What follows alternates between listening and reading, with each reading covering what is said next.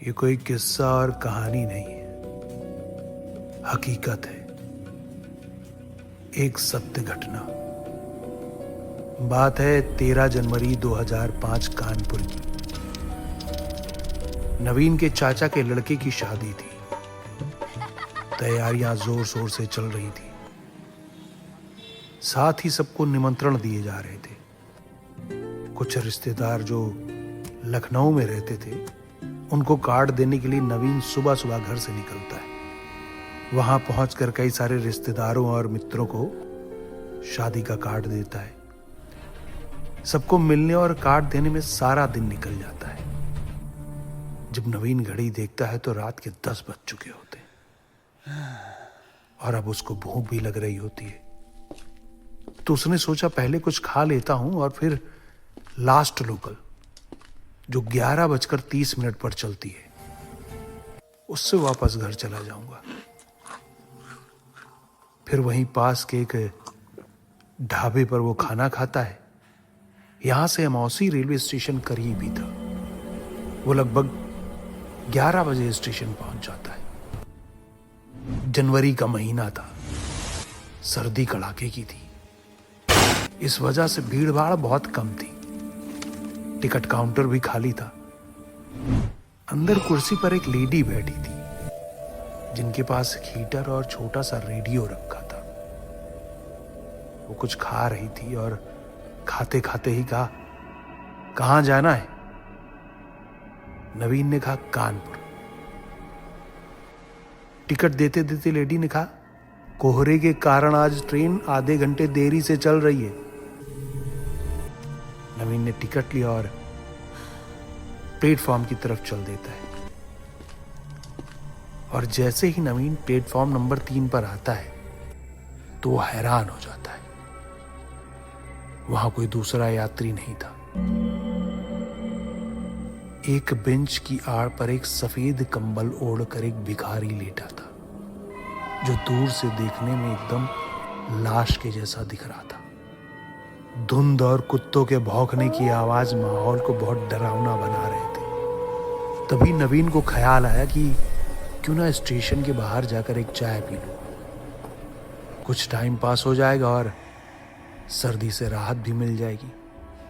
नवीन station के बाहर आ जाता है। देखा कि चाय वाले दद्दू अपनी दुकान बंद करके जा रहे हैं, पर पास में एक मूंगफली वाला मूंगफली बेच रहा था। नवीन ने सोचा चाय न सही, मूंगफली ही ले लेता हूं। वो दुकानदार से पूछ ही रहा था कि कैसे दिया मूंगफली, कि तभी उसके कांधे पर किसी ने टच किया। नवीन चौंका और उसने पलटकर देखा कि एक छोटे कद और सांवले रंग का आदमी कांधे पर एक बैग लिए खड़ा था। नवीन कुछ बोल पाता, उसने बोला, साहब इत्र लोगे? नवीन ने बोला नहीं। उसने तुरंत कहा, साहब लगा कर देखो, पसंद आए तो लेना, ना पसंद आए तो मत लेना। ये कहते कहते उसने कांच की शीशी से इत्र निकालकर नवीन के गर्दन और शर्ट पर लगा दिया और बोला, 24 घंटे तक इसकी खुशबू नहीं जाएगी।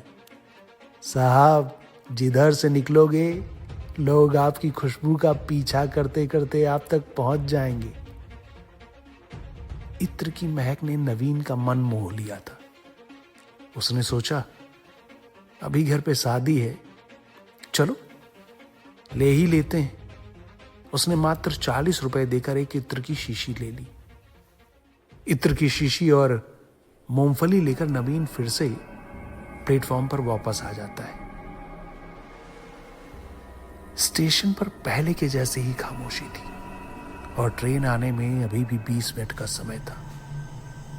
वो एक इंडिकेटर लाइट के नीचे पड़ी एक सीट पर बैठ जाता है। इंडिकेटर की लाइट बार बार जल और बुझ रही होती है, लेकिन स्टेशन के दूसरे हिस्सों की तुलना में यहां रोशनी थोड़ी ज्यादा थी। नवीन चुपचाप वहीं बैठकर दूर खड़ी मालगाड़ी के डिब्बे गिनता, कभी लेटे हुए उस भिखारी की तरफ देखता और कभी ट्रेन के आने का इंतजार करता। बीच बीच में वो मूंगफली खा रहा था। मूंगफली तोड़ने की आवाज पूरे प्लेटफॉर्म पर आसानी से सुनाई दे रही थी, क्योंकि चारों तरफ सन्नाटा पसरा हुआ था। तभी अचानक एक हलचल ने उसका ध्यान पटरियों की तरफ खींचा। उसने देखा कि पटरियों के बीच एक हल्की सी रोशनी आगे बढ़ रही है और धीरे धीरे वो रोशनी तेज होती जा रही। यह देखकर नवीन के मन में खुशी की लहर दौड़ गई। उसने सोचा, चलो आखिरकार लास्ट लोकल आ ही गई।